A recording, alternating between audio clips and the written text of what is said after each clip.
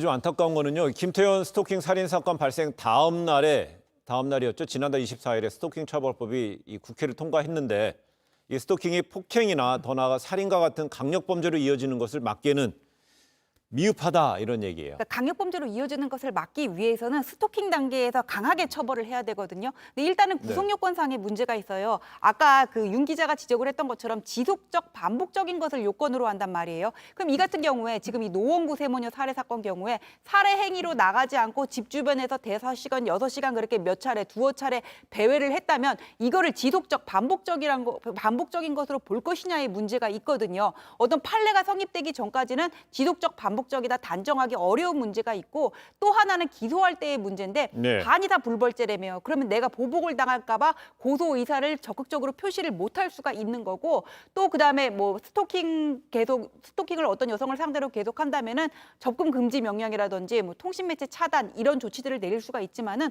어겨봤자 형사처벌을 받는 게 아니라 과태료만 받고 끝나요. 그럼 이게 위화 효과가 있을 수 있느냐의 문제가 있고 또 수사기관을 통해서 뭔가 응급 조치를 요청을 할 수는 있지만은 스토킹을 당하는 피해자가 스스로 피해자 보호를 요청할 수는 있는 법원에 요청할 수 있는 방법은 없거든요. 그래서 여러 가지 문제점들이 있기 때문에 여가부에서 뭐 용역을 주어서 좀 더 이 제도를 보완한다고는 얘기를 하지만은 모든 법들이 너무 사건 터졌을 때 급조한다는 생각이 들어요. 좀 생각을 하고 좀 만들었으면 좋지 않을까 그러니까 아쉬운 마음이 이번에 남습니다. 이제 특별법이 강력 사건으로 이어지는 걸 막기 좀 미흡하고 특히나 피해자 보호에 꼭 필요한 조항들이 빠졌다. 그런 내용까지 얘기를 했습니다.